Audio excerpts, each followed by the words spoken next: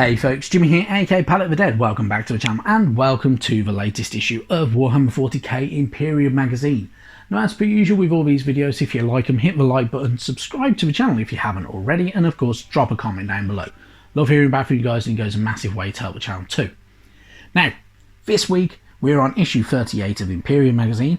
No mini this week, but we do get 2 paints, a texture tool and a playmat. So first off, double-sided playmat. This is our third double-sided playmat, of a large double-sided playmat, should I say. We will get one more, and then all 4 can be combined later on for super huge battles. So really, really good stuff. But we don't use this one for a few issues. So, you know, keep it safe, and then your battle plans will include that one later on. Into the paints, so we get Imperial yellow. It's brighter than Avalanche Sunset. It's a yellow paint, so sometimes it can be a bit tricky to work with. But yeah, really, really good stuff. It's a nice hue with that one, so good fun, especially for painting things like lights on buildings, for instance. And then we also get Astro Granite texture paint. Do not apply this with a brush, it will absolutely bugger up brushes. So it is a texture, so it is grainy, it is grey, it looks like a kind of like a moon-like surface. So for Warhammer 40k, it's kind of, you know, just about right really, but really, really good stuff with that one. It's a decent sized pot. If you do run out of it, you know, you can get more from good old Warhammer or any one of their kind of third-party sellers. And you get a texture tool. Texture tool is very, very important because it saves your brushes from being destroyed by texture paints like Astro Granite or Sterling Mud. And yeah, very, very good to use. You can wipe them clean when you're done using it, instead of having to wash it. If you do leave any of the texture paint on there, by all means chuck it in the sink with some very, very hot water, and I'm sure it'll come right off. But yeah, really, really good stuff, and very, very handy to have as well, and save you paintbrushes. Into the issue itself, we are greeted by a background page for the Adeptus Mechanicus. This is all about defeat and redemption. So the most martially minded of Mars's tech priests fight alongside their cohorts of Skitarii and Servitors, putting themselves in the line of fire. They strive to uphold the honour of the Red Planet. Any defeat brings great shame, and redemption must be earned upon the battlefield. So with this, it's all about kind of assigning kind of injury and redemption for your Tech Priest Dominus and Tech Priest Engine Seer. If you are going to use it, for instance, then it depends on what they are defeated by. So, for instance, there are 4 breakdowns, so depending on what you're using. So for instance, if you are defeated by another character from a Necron range, so an Overlord, Destroyer Lord, Cryptek or Royal Warden, you roll your d6. If it is a 1 to 2, then your servo cables are severed, and you must redeem yourself by landing the killing blow on a Necron character in your next battle. If, for instance, you are destroyed by, I don't know, an outcast, and you roll a 5 to a 6, then your weak flesh is lacerated by a flailing blade, and you must destroy 3 outcast models with melee attacks to redeem yourself. Doesn't necessarily have to be in one battle to do things like that. So for instance, with some of it, for instance, you might have to inflict a total of 10 wounds on outcast units. You might not get a chance to do that in your next battle, so it will be literally gone over time, over the entirety of your campaign. But in that time you could end up with further injuries, so be careful, and yeah, have fun. Then we kind of get the same type, it's a very similar type of thing really with the Ultramarines, or you can just use it for all your Space Marines, in all honesty. But yeah, you can, for your captain, your lieutenant and your librarian, and however you want to utilise them, so whether they're going to be a strategist, whether they're going to be a duelist, or even just a psychic warrior, you can kind of have your roles kind of dictate what their mission objectives will be overall. So really, really good stuff, and quite fun as well. It adds a lot more to your game, and it's quite enjoyable to do. Then we get information about one of the coolest Space Marine chapters for Space Wolves. So these are the Emperor's Executioners, and the Space Wolves are renowned for their primal savagery. For 10,000 years they have served the Imperium, dispatching the Emperor's foes with bestial rage. The chapter is a brotherhood of heroes hungry for glory and dedicated to defending mankind at any cost. So the Space Wolves are these awesome units. They have this kind of space grey armour. They have some really cool iconography. So they have the black wolf's head on the yellow background. They even adorn their armour with these little trinkets, talismans and runes. So very, very kind of unique looking. They may have a patch of fur, for instance, on their shoulder pad, or even a cloak of fur that they may be using, and like a wolf pelt that they utilise on the back of their armour. But really, really good. I genuinely love the Space Wolves. They're a fantastic unit to have as well. So really, really cool stuff. So if you're looking to expand on your Space Marines, Space Wolves could be the one for you, because they are very, very unique in a lot of ways. And they stand out massively as well, which is always really, really good stuff.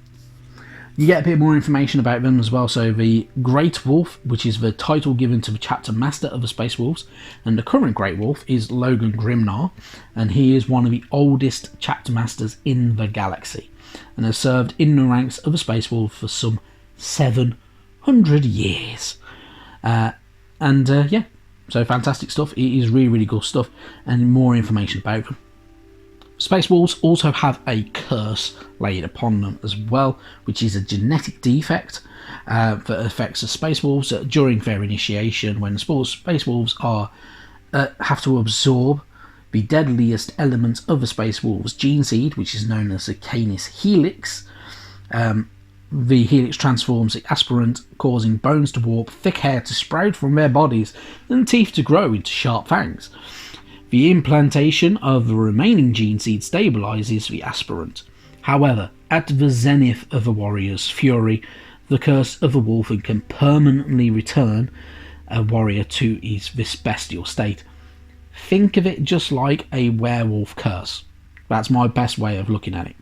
So, for instance, if you are bitten by a werewolf, and you essentially become a werewolf, and these guys are not bitten by a werewolf, they happily absorb the Canis Helix, and can sometimes become very wolf-like in their appearance, growing fangs, thick hair, and becoming just absolute berserkers. But really, really cool stuff. I quite like it. I like that kind of unique bit of lore behind them.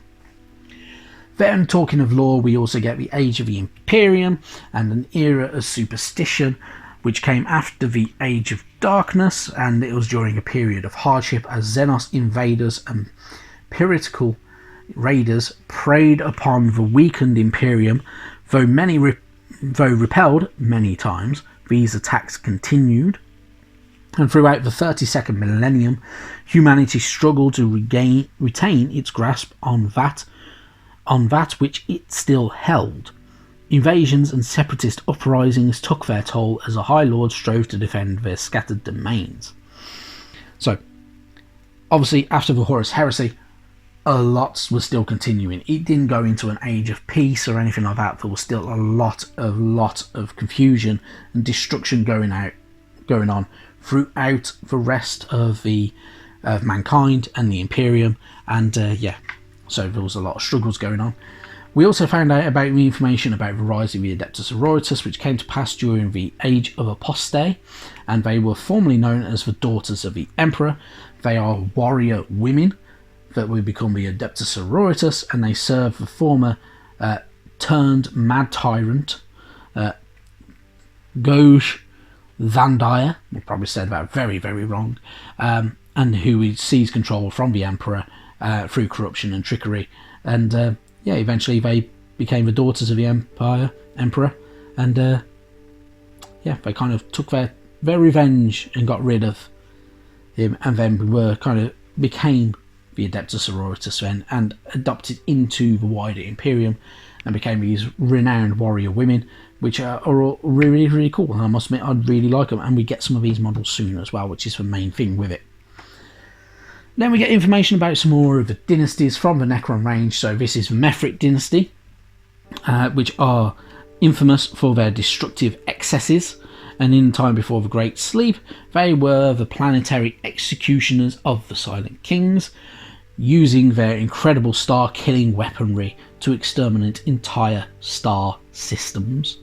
So very, very different with them guys. Something quite cool and very unique. And we also get a bit of information about the Nilak dynasty. I've said that probably wrong as well. And the Nefrek dynasty as well. Two more of the smaller dynasties from the Necron ranges as well. But equally always as unique as the other, which is really, really cool stuff. Then you got your how to paint. So with this, it's very, very simple. You're using texture paint. You use this on your bases. You spread it on there. And the idea is to, when it dries, it should look fairly even and not patchy like that. If you are using a bit too much paint, it will look a bit like that. If you're using too little, it will look a bit like that. So have a bit of fun with it. By all means, try it out and practice with it. But you shouldn't go wrong. In all honesty, it's very, very easy to use, especially with the texture tool that you get with a magazine. And then when you're done, you can use things like Nuln Oil to kind of darken it down. You don't have to. If you wanted to give it a bit of a lighter look, dry brush over something like Administratum Grey, and it will bring it that top area a lot lighter. But again, this is something that is entirely up to you. If you are doing it around the feet of minis, it can be a bit tricky.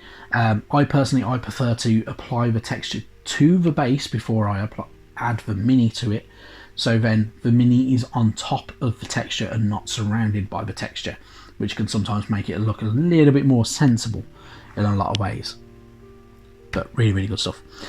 Then we've got some more rules for the Necron faction. So this is the Necron's command protocols and their tutorial of how to utilize certain other bits and pieces as well, so including their command aura. So depending on how you're utilizing each one of their protocols as well. So really, really good stuff, and you can determine their order as well. Then you get information about charging over terrain, which is added onto last week's issue, I believe. And then we also get information about the fight phase. This is expansion of the core rules as well that we're getting over the forthcoming issues, and eventually we'll have the general gist of the entire core rules book for 40k, which is the main thing. And then last but not least, we get our battle plan for the week, which is break their lines. The idea is that you will have, if you are playing as Necrons, you will have 1 Overlord, 10 Warriors, 5 Immortals, 5 Flayed Ones, and you deploy it on both sides of the map in the one side. And if you are playing as the Space Marines, you'll be utilising your Captain, 1 Lieutenant, 5 Assault Intercessors and 3 Aggressors. And the idea is you deploy in that section, in that kind of middle block, and you have to charge from one side to the other. You get victory points for every unit that gets across. So you have to get across. If you are the Necrons, you have to prevent as many Space Marines from moving off the mat edge. So if you're playing as the Necrons, it is all about destroying them, stopping them, harassing them, and keeping them under control and away from that edge. If you can do that over the course of 5 rounds, the Necrons will more than likely win, in all honesty. But really, really good stuff. Then we're moving on. So the magazine is about to move on into its next phase. So issue 41 to 60 of Imperium magazine is going down the route of Adeptus Sororitas.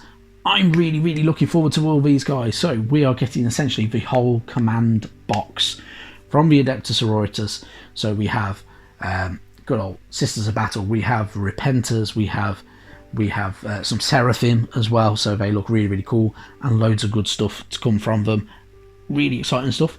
From the looks of it, we're also going to get 3 Space Marine bikes, which very, very cool fast attack unit. So really good stuff. We'll get some more scenery. And we're going to get some more Necrons as well, so we're going very, very heavily into a lot of our kind of the bigger units now as well, which should be really, really good stuff. And we'll get a lot more lore, history, and other bits and pieces to do with it. But next week, issue 39, we get our second Cataphren Destroyer. We get more information about one of the other factions. So we get a short story about the Blood Angels. We get more information about the Forge Worlds, and much, much more. And then issue 40, our last of the 3 Cataphren Destroyers. Salamanders chapter information and the Fall of Cadia is all good packed into it as well. So yeah, loads of really good stuff. But for now, thank you very much for watching, and I'll see you next time. Bye bye now.